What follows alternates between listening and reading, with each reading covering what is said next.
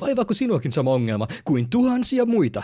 Etkö sinäkään saa unta öisin? Hikoilet ja mietit, mikä ihme on superpositio? Ei hätää, ongelmaasi on ratkaisu. Schrödingerin kissa ja superpositio on poissa. No niin, leikkisikseen. Mutta oletko oikeasti pysähtynyt miettimään, mikä ihme on kvanttimekaniikan superpositio? Se tulee vastaan usein, ja ainakin itse otan sen vastaan niin, että jonkin todennäköisen tapahtuman lopputulosta ei vielä tiedetä. Onko tästä siis todella kyse? Jos heitän kolikon ilmaan, on noin puolikas mahdollisuus, että kolikko laskeutuu klaavapuoliin ylöspäin. Mutta entä jos kelaan aikaa taaksepäin ja pysäytän hetkeen, jolloin kolikko on vielä ilmassa? Onko kolikko superpositiossa? Itse asiassa ei. Jos tunnemme alkutyönteen voiman sekä tarkalleen pisteen, johon voima kohdistetaan ja missä kulmassa loput ovat vakioita, kuten maan vetovoima, kolikon hitausmomentti, ilmanvastus, joten itse asiassa kolikon laskeutuminen klaavapuoli ylöspäin on deterministisesti selvitettävissä jokseenkin haastavaa, koska alkutilanteessa tulisi tietää tarkalleen voima, joka peukosta kolikkoon kohdistuu ja kulma, jolla heitto tapahtuu, ja lopputulos on riippuvainen niin kaoottisesta alkuarvoista, että käytännössä kyse on todennäköisyydestä. Mutta se siitä sivuraiteesta. Mikä ihme sitten on superpositio, jos ei se ole tuo tuntematon hetki todennäköisyydelle? Kun hätä on suurin ja kansa kaipaa apua, niin fine man. Kuinka sattuikin, että Feynman-lektureissa käsitellään jokaisen lemppari. Kaksoisrakkokoetta. Ai se koe, jossa selvitetään todennäköisyysaallot. No niin, ei mennä asioiden edelle. Unohda kaikki, mitä olet tähän mennessä kuullut kaksoisrakkokokeesta, ja mennään se läpi, kun olisimme tekemässä sen itse nyt ensimmäistä kertaa.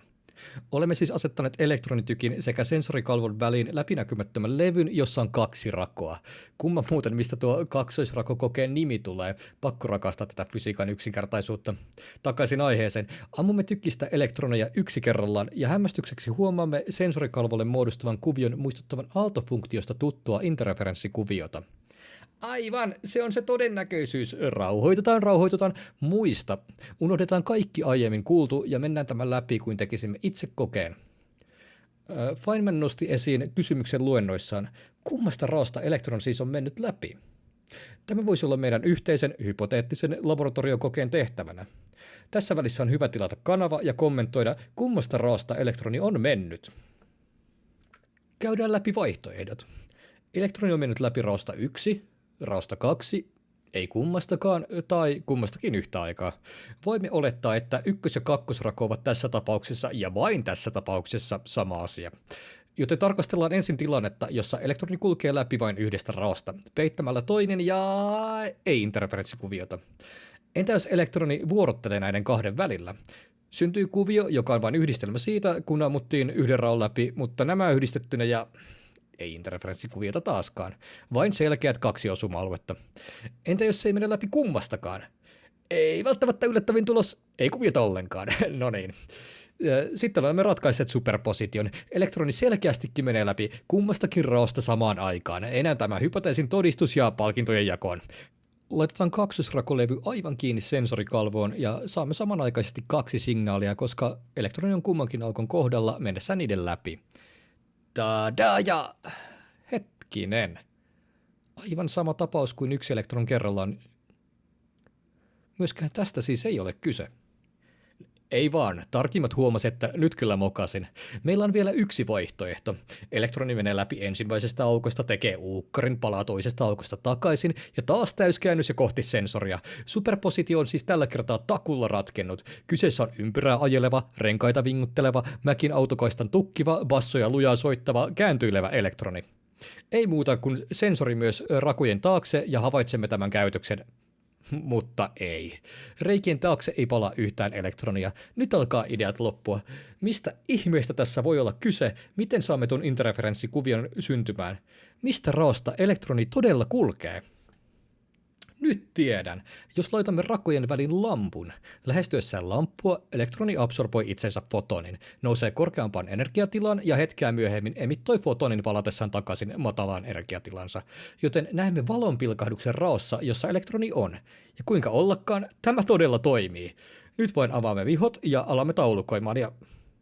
Hetkonen. Tämä käytös on täysin sama, kun ampuisimme vuorotellen rakoa 1 tai 2. Tai kuin aina se rako, josta tiedämme, ettei elektroni mennyt, olisi ollut peitettynä.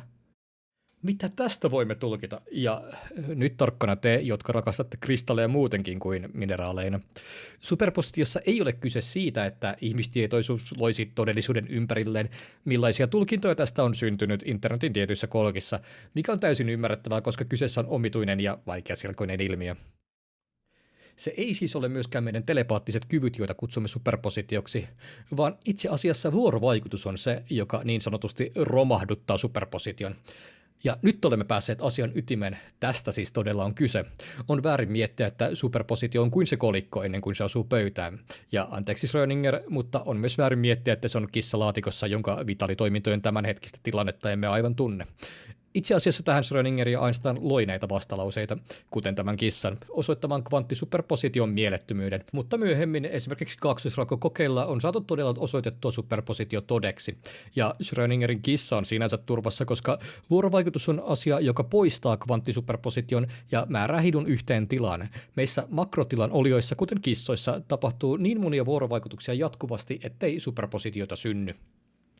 Kyse ei siis ole siitä, että emme tunne, mikä milläkin hetkellä on hitusen spin tai mitä reittiä elektroni kulkee. Superpositio ei ratkea keräämällä lisää dataa ilmiössä. Superpositio ratkeaa, kun kvantittunut hitu vuorovaikuttaa ympäristönsä kanssa. Kyseessä siis ei ole mikään arkipäivän ilmiö, jota olisi mitenkään mielekästä kuvata arkipäivän termeillä. Tämä on hyvä pitää mielessä. Useassakin, varsinkin kvanttimekaanisessa ilmiössä, arkipäiväiset esimerkit voivat usein tehdä ilmiöstä vaikeammin ymmärrettävää, kun jos ne vaan sisäistää semmoisinaan kuin ne ovat. Todella outoja ilmiöitä.